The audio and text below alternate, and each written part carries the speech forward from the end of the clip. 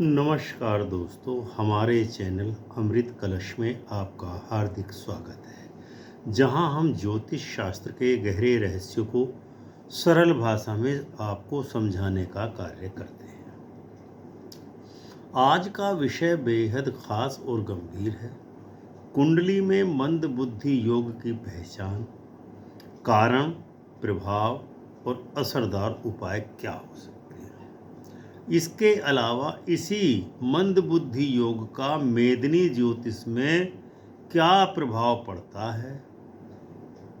एक राजनीतिक दल की कुंडली लेकर इसका हम विवेचना करेंगे। आपने कई बार सुना होगा कि किसी की पढ़ाई में मन नहीं लगता, कोई बार बार भूल जाता है, कोई सही निर्णय नहीं ले पाता या जीवन में मानसिक तनाव से जूझ रहा है। क्या यह सिर्फ भाग्य है या फिर हमारी कुंडली में कुछ ऐसी ग्रह स्थितियां हैं जो हमारी मानसिक क्षमताओं पर प्रतिकूल प्रभाव डालती हैं। ज्योतिष में बुध ग्रह को बुद्धि, तर्क, विश्लेषण और वाणी का कारक ग्रह माना गया है। वहीं बृहस्पति को ज्ञान का, चंद्रमा को मन का, शनि एवं राहु को मानसिक अवरोधों का प्रतिनिधित्व करते हैं।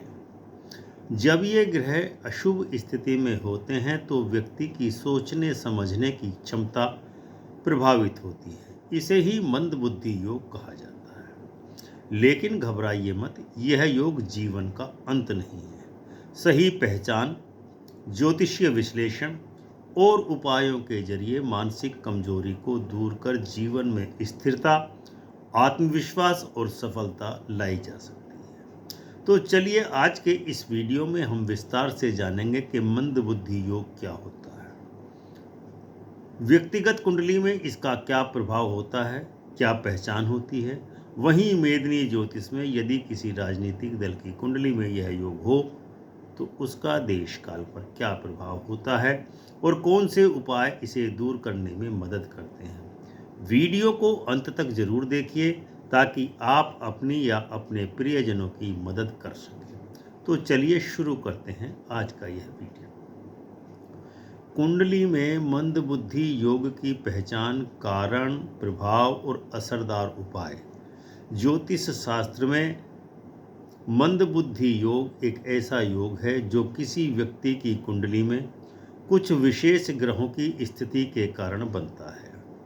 इस योग का नाम है मंद बुद्धि योग, लेकिन इसका अर्थ यह नहीं है कि व्यक्ति वास्तव में मंद बुद्धि ही होगा पूरी तरह। इसका मतलब यह है कि ऐसे व्यक्ति को सीखने, समझने, निर्णय लेने या सामान्य मानसिक प्रक्रियाओं में कुछ चुनौतियां आ सकती हैं। यह योग व्यक्ति के जीवन में मानसिक तनाव, सीखने की धीमी गति और एकाग्रता की कमी के कारण बन सकता है।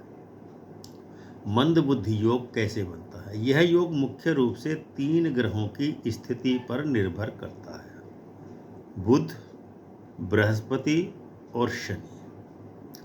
बुध ग्रह की खराब स्थिति, बुध का कमजोर होना या अस्त होना। बुध को बुद्धि, वाणी और सीखने की क्षमता का कारक माना जाता है। यदि कुंडली में बुध कमजोर है, पीड़ित है, जैसे कि राहु या केतु के साथ हो या राहु केतु के साथ से दृष्ट हो या अस्त हो, तो यह मंद बुद्धि योग का एक प्रमुख कारण बन सकता है। बुध का नीच राशि मीन में होना। मीन राशि में बुध नीच का होता है, जिससे उसकी सकारात्मक ऊर्जा निश्चित ही कम हो जाती है। बुध पर अशुभ ग्रहों की दृष्टि। यदि शनि, राहु या केतु जैसे अशुभ ग्रहों की दृष्टि बुध पर पड़ रही हो तो यह उसकी बुद्धि को प्रभावित कर सकता है प्रतिकूल रूप से। बृहस्पति की अशुभ स्थिति। बृहस्पति का कमजोर या पीड़ित होना। बृहस्पति को ज्ञान, विवेक और उच्च शिक्षा का कारक ग्रह माना जाता है। यदि बृहस्पति कमजोर हो या शनि या राहु से पीड़ित हो तो वह व्यक्ति सोचने की क्षमता को प्रभावित कर बैठता है। शनि और राहु का प्रभाव कैसे होता है? शनि और बुध का संबंध। यदि शनि और बुध एक ही भाव में हों या एक दूसरे को पूरी दृष्टि से देख रहे हों तो ऐसा योग बन सकता है। शनि स्वभाव से ही धीमी गति का कारक ग्रह है। जब यह बुध के साथ होता है या बुध के ऊपर दृष्टि डालता है तो वह व्यक्ति की मानसिक प्रक्रियाओं को धीमा कर देता है। राहु और बुध का संबंध। राहु का प्रभाव व्यक्ति के दिमाग में भ्रम और अनिश्चितता पैदा कर सकता है। यदि राहु और बुध का संबंध हो तो वह व्यक्ति निर्णय लेने की क्षमता नहीं रखता है। प्रमुख परिस्थितियां जो मंद बुद्धि योग कुंडली में बनाती हैं। बुध और शनि का किसी भी भाव में युति होना या साथ होना या दृष्ट होना। बुध और राहु का किसी भी भाव में युति होना या दृष्ट होना। बुध का नीच राशि मीन में होना और उस पर शनि या राहु की दृष्टि होना। लग्न पहला भाव में बुध और शनि का नीच होना, क्योंकि लग्न व्यक्ति के मस्तिष्क और व्यक्तित्व को दर्शाता है। पंचम भाव बुद्धि और शिक्षा का भाव के स्वामी का कमजोर होना या पंचम भाव में शनि या राहु का होना। नवम भाव ज्ञान और भाग्य का प्रतीक के स्वामी का कमजोर होना या उस पर अशुभ ग्रहों की दृष्टि होना। मंद बुद्धि योग का व्यक्ति के जीवन पर क्या प्रभाव पड़ता है? मानसिक तनाव और चिंता होती है ऐसे इस व्यक्ति को अक्सर मानसिक तनाव और निर्णय लेने में कठिनाई हो सकती है। सीखने में कठिनाई होती है। स्कूल या कॉलेज में पढ़ाई में दिक्कत आ सकती है और चीज़ें याद रखने में उसको परेशानी होती है। ऐसे व्यक्ति में एकाग्रता की कमी होती है। वह किसी भी एक पर्टिकुलर विषय पर या काम पर ध्यान केंद्रित नहीं कर पाता है। आत्मविश्वास की कमी होती है। ऐसे व्यक्ति के अंदर बार बार असफलता मिलने के कारण उस व्यक्ति का आत्मविश्वास कमजोर होता चला जाता है। गलत निर्णय लेना। जीवन के महत्वपूर्ण मामलों में गलत निर्णय लेने की संभावना असफलताओं के कारण बढ़ जाती है। ज्योतिष में हर समस्या का समाधान होता है। मंद बुद्धि योग के बुरे प्रभावों को कम करने के लिए कुछ उपाय हैं, किए जा सकते हैं, जो हम अब बताने वाले हैं आपको। बुध ग्रह को मजबूत करना। हर बुधवार को गणेश जी की पूजा करें। ओम ब्रांग ब्रिंग ब्रोंग सह बुधाय मंत्र का जाप करें 108 बार। बुधवार के दिन हरी मूंग का दाल का दान करें। बुध ग्रह से संबंधित रत्न पन्ना इमेरल्ड किसी जानकार ज्योतिषी की सलाह पर धारण करें। बृहस्पति ग्रह को मजबूत करें। कैसे होगा? गुरुवार को भगवान विष्णु की पूजा करें या विष्णु सहस्त्रनाम का पाठ करें। ओम ब्रंग बृहस्पतिये नमः मंत्र का 108 बार नित्य प्रति जाप करें। पीली चीज़ों का दान करें, जैसे चने की दाल या हल्दी अथवा केसर। बृहस्पति से संबंधित रत्न पुखराज येलो सफ़ायर धारण करें, लेकिन उससे पहले किसी योग्य ज्योतिष से सलाह लेना परम आवश्यक है। शनि और राहु के नकारात्मक प्रभाव को कम करने का प्रयास करें, उपाय करें। शनि के लिए शनिवार को हनुमान चालीसा का पाठ करें।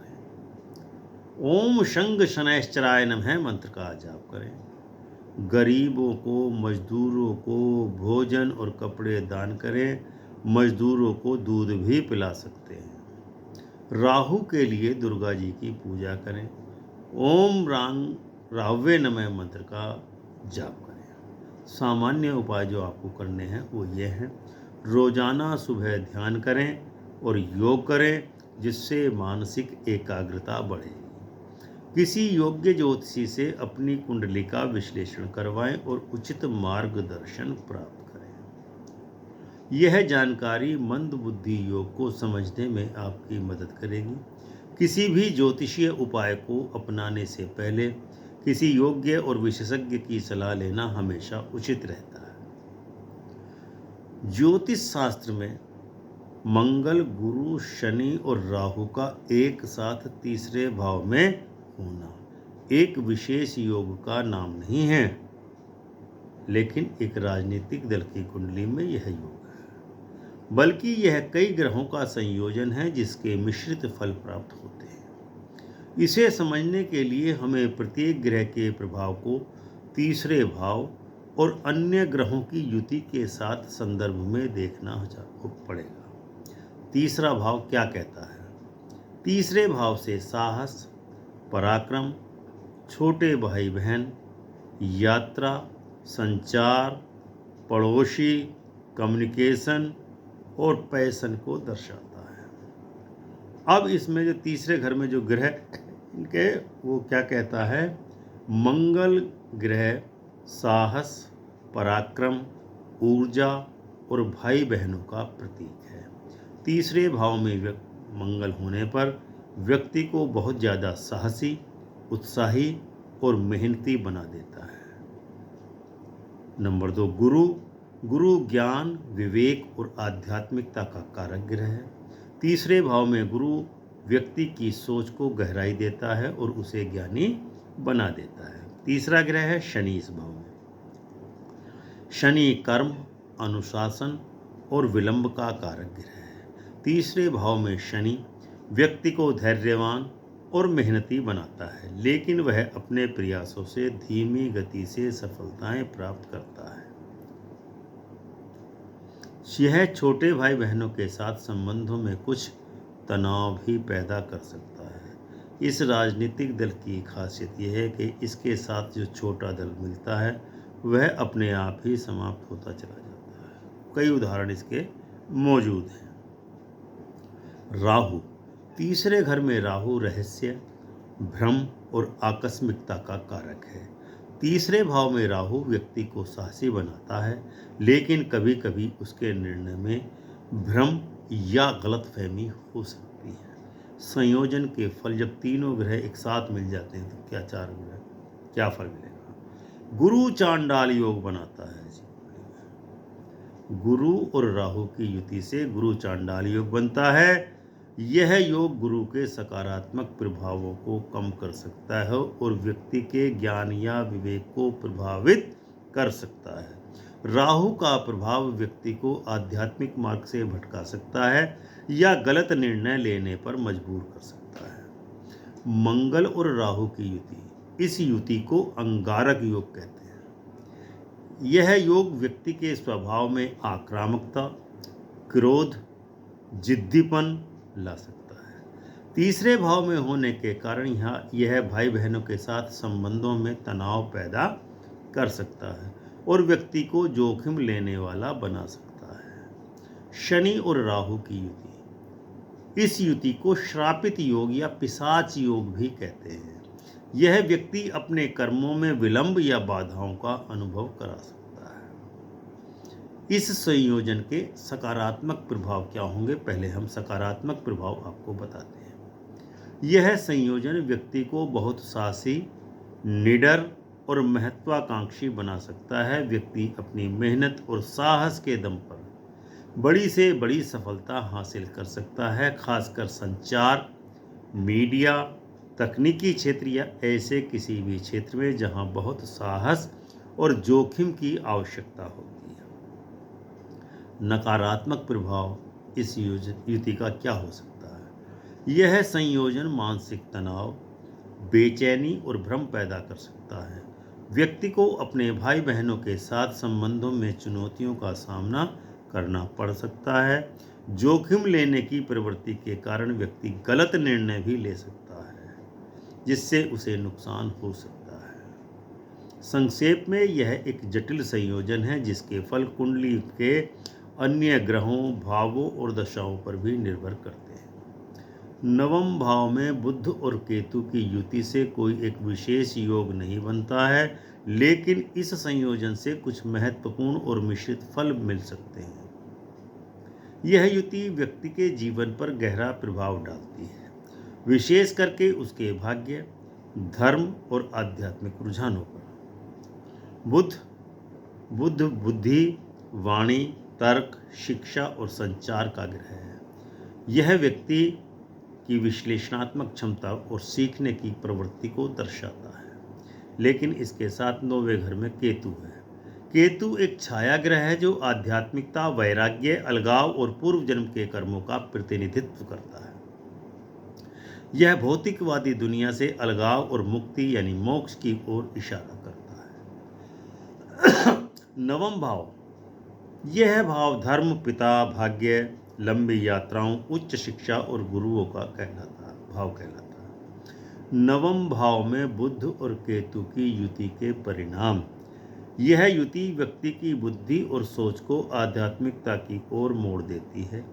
ऐसा व्यक्ति धर्म, दर्शन और रहस्यवादी विषयों में गहरी रुचि रखने लगता है। अब इसका सकारात्मक प्रभाव क्या होगा? बुध केतु की युति का 9वें भाव, गहरी सोच और अंतर्ज्ञान होगा।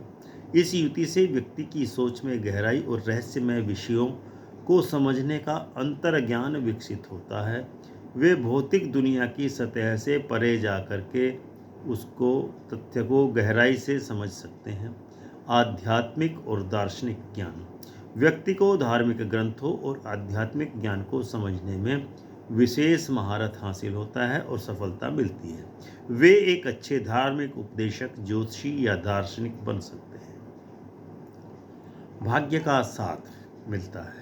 यदि अन्य ग्रहों की स्थिति अनुकूल हो तो यह युति भाग्य को बढ़ावा देती है। ऐसे व्यक्ति को विदेश यात्राओं या दूरस्थ स्थानों से लाभ होता है। शोध और लेखन, बुध केतु की युति व्यक्ति को शोध यानी रिसर्च के और गहन लेखन के क्षेत्र में सफलता दिला सकती है। इसके नकारात्मक प्रभाव क्या हो सकते हैं? निर्णय लेने में दुविधा, बुध तर्क और केतु अलगाव की युति व्यक्ति को निर्णय लेने में भ्रमित कर सकती है। व्यक्ति अपनी बुद्धि पर विश्वास नहीं कर पाता और दुविधा में रहता है। पिता या गुरु से संबंध किस प्रकार के रहेंगे? इस युति से पिता या गुरुओं के साथ संबंधों में कुछ दूरी या मतभेद निश्चित ही उत्पन्न होते हैं। नेक्स्ट है कि चर्म रोग हो सकते हैं। ज्योतिष के अनुसार बुध त्वचा का कारक ग्रह है और केतु से युति होने पर व्यक्ति को चर्म रोग या एलर्जी जैसी समस्याएं हो सकती हैं। असंतोष, व्यक्ति को अपने ज्ञान या सफलता से कभी कभी असंतोष महसूस हो सकता है, क्योंकि केतु का स्वभाव वैराग्य का स्वभाव होता है। कुल मिलाकर यह युति व्यक्ति को सांसारिक सफलता के बजाय आध्यात्मिक और भौतिक खोज की ओर अधिक प्रेरित करती है। इसके परिणाम जातक की कुंडली में अन्य ग्रहों की स्थिति और उनके द्वारा शासित राशियों पर भी निर्भर करते हैं। पंचमेश यानी कि पंचम भाव का स्वामी शुक्र का द्वादश भाव में होने से कोई विशेष योग नहीं बनता है, बल्कि यह एक ग्रह स्थिति है जिसके मिश्रित और महत्वपूर्ण फल होते हैं। यह स्थिति स्थान हानि करो भाव सिद्धांत के तहत आती है, जहां किसी भी भाव का स्वामी यदि अपने से 8वें या 12वें भाव में बैठता है तो उस भाव से संबंधित शुभ फलों में कमी आ जाती है। यहाँ पंचमेश बुद्धि, संतान, प्रेम और पुण्य का द्वादश भाव व्यय, हानि, मोक्ष, विदेश यात्रा में जाना इस बात का संकेत देता है कि संतान और शिक्षा, संतान से दूरी या संतान के जीवन में कुछ चुनौतियों का सामना करना पड़ सकता है। शिक्षा के क्षेत्र में भी कुछ बाधाएं या असंतोष रह सकता है, खासकर उच्च शिक्षा के लिए। यह जातक विदेश में जाकर पढ़ाई करने का योग भी बना सकता है। प्रेम और रिश्ते कैसे रहेंगे? प्रेम संबंधों में अलगाव या दूरी आ सकती है, रिश्ते टिक नहीं पाएंगे और उनमें संतुष्टि की कमी महसूस होती रहेगी। आध्यात्मिकता और व्यय, द्वादश भाव मोक्ष और आध्यात्मिकता का भाव कहलाता है। इसीलिए यह स्थिति व्यक्ति को भौतिकवादी सुखों से दूर कर आध्यात्मिक और गूढ़ विषयों की ओर प्रेरित करती है।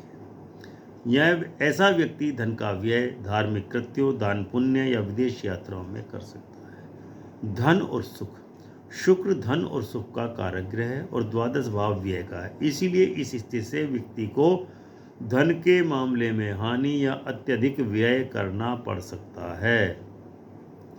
संक्षेप में यह स्थिति स्थान हानि करो भाव के अनुसार पंचम भाव के कुछ फलों को कमजोर करती है। हालांकि इस युति के सटीक और विस्तृत फल कुंडली में शुक्र की राशि, अंश, अन्य ग्रहों की दृष्टि और दशा पर निर्भर करते हैं। अब क्योंकि ये कुंडली एक राजनीतिक दल की है, तो इसीलिए यहाँ पर मेदिनी ज्योतिष का मत लेना परम आवश्यक है। मेदिनी ज्योतिष को समझना यहाँ बहुत आवश्यक है, क्योंकि ये राजनीतिक दल की कुंडली है। सबसे पहले यह समझना महत्वपूर्ण है कि मेदिनी ज्योतिष क्या है। यह जातक ज्योतिष यानी कि नेटल एस्ट्रोलॉजी से कैसे अलग है। जातक ज्योतिष किसी व्यक्ति की कुंडली का अध्ययन कर उसके बारे में भविष्यवाणी करता है ज्योतिषी। वहीं मेदिनी ज्योतिष राष्ट्रों, राज्यों, सरकारों, सामाजिक आंदोलनों, अर्थव्यवस्था, प्राकृतिक आपदाओं, युद्धों और वैश्विक घटनाओं का अध्ययन करता है। मेदिनी ज्योतिष इसमें ग्रह नक्षत्रों की स्थिति के आधार पर सामूहिक और बड़े पैमाने के परिणामों का विश्लेषण किया जाता है।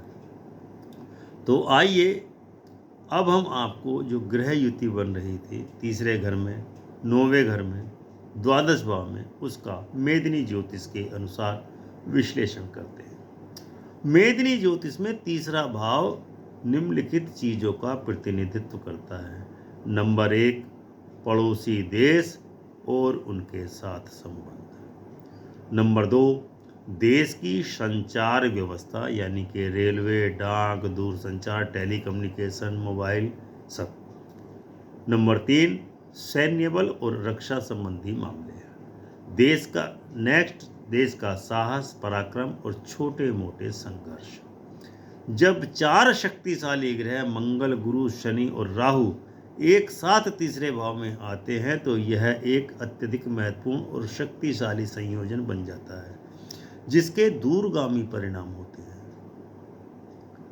मंगल सेना संघर्ष और शनि न्याय विलंब का कारक है। यह युति सैन्य बलों और रक्षा नीतियों में बड़े बदलाव या संघर्षों का संकेत देती है। यह किसी पड़ोसी देश के साथ सैन्य तनाव, सीमा विवाद या किसी गुप्त सैन्य कार्यवाही का कारण बन सकती है। शनि का प्रभाव इन घटनाओं में विलंब या अनिश्चितता ला सकता है।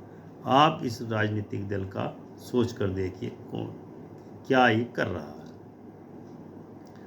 गुरु ज्ञान, कानून और राहु भ्रम और धोखे का ग्रह है। इस युति से गुरु चांडाल योग बनता है। तीसरे भाव में यह योग संचार नीतियों, कानून व्यवस्था या पड़ोसी देशों के साथ समझौतों में बड़े भ्रम या धोखे का संकेत दे सकता है। यह सरकार द्वारा किए गए महत्वपूर्ण संचार निर्णयों पर सवाल भी उठा सकता है, जिससे जनता में अशांति फैल सकती है। अब इसका समग्र प्रभाव क्या होगा। इन चारों ग्रहों का एक साथ होना तीसरे भाव के कार्यों में अत्यधिक ऊर्जा, तनाव और अनिश्चितता लाता है। मेदिनी ज्योतिष के अनुसार यह योग एक राष्ट्र के लिए निम्नलिखित परिणाम दे सकता है। क्या परिणाम दे सकता है। पड़ोसी देशों के साथ बड़े सैन्य संघर्ष या युद्ध की स्थिति इस दल द्वारा लाई जा सकती है।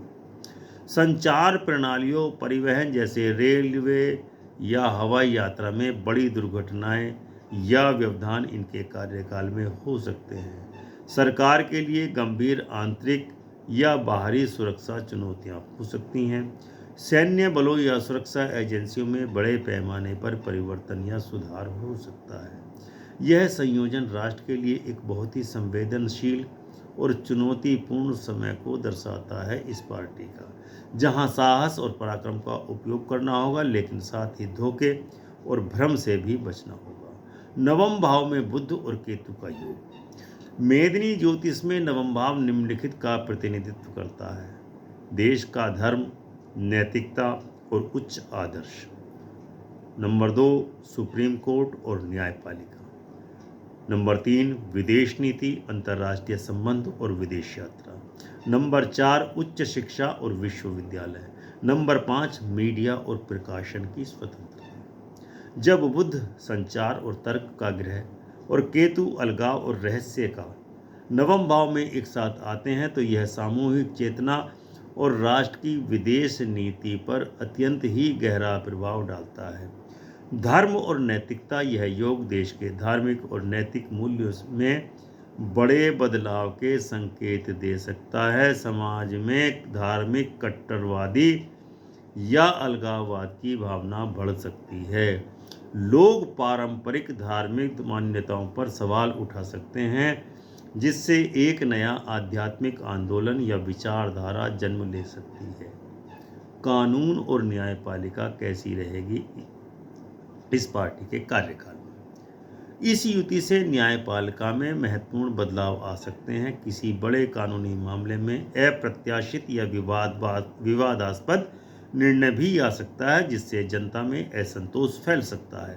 केतु का प्रभाव कुछ कानूनी मुद्दों को रहस्यमय या अनसुलझा बना सकता है। विदेश नीति। नवम भाव में बुध केतु की युति विदेश नीति में बड़े बदलाव का निश्चित संकेत देती है। सरकार विदेशी संबंधों में कुछ अप्रत्याशित या अकस्मात कुछ निर्णय ले सकती है। यह किसी बड़े अंतर्राष्ट्रीय समझौते को रद्द करने या किसी विदेशी संगठन से अलग होने का कारण भी बन सकता है। पंचमेश शुक्र का द्वादश भाव में होना। मेदिनी ज्योतिष में पंचम भाव और द्वादश भाव निम्नलिखित का प्रतिनिधित्व करते हैं।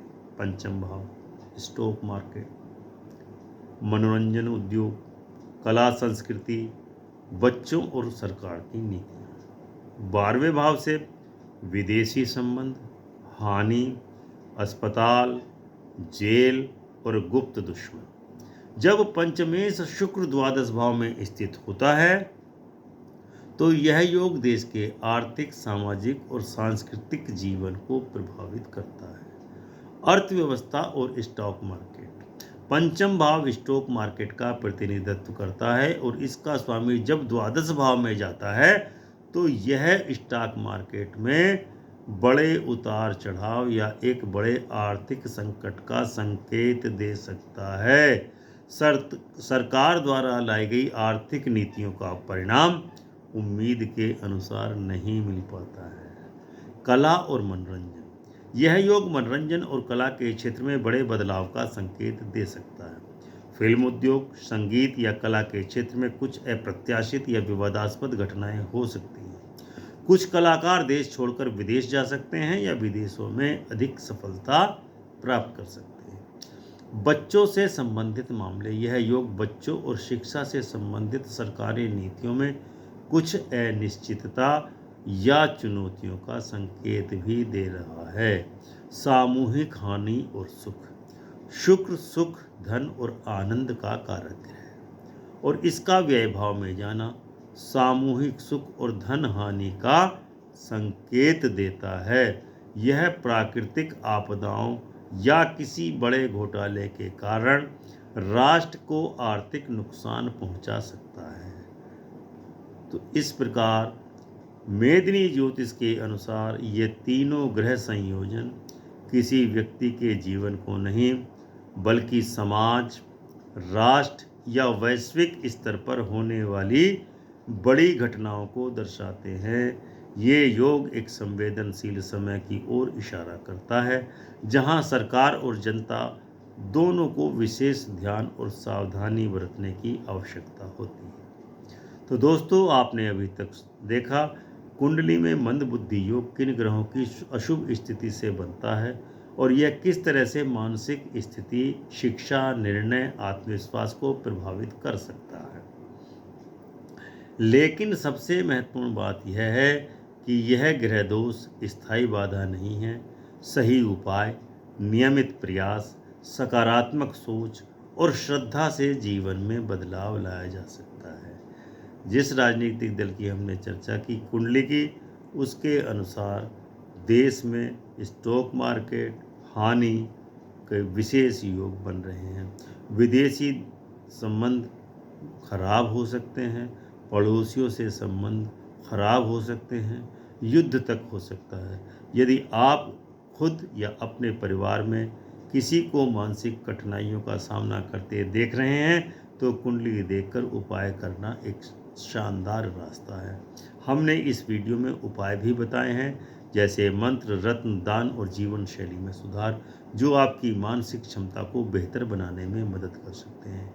अगर यह जानकारी आपको उपयोगी लगी है तो वीडियो को लाइक एवं शेयर अपने दोस्तों और परिवार के साथ अवश्य करें, ताकि ज़्यादा से ज़्यादा लोग इसका लाभ उठा सकें।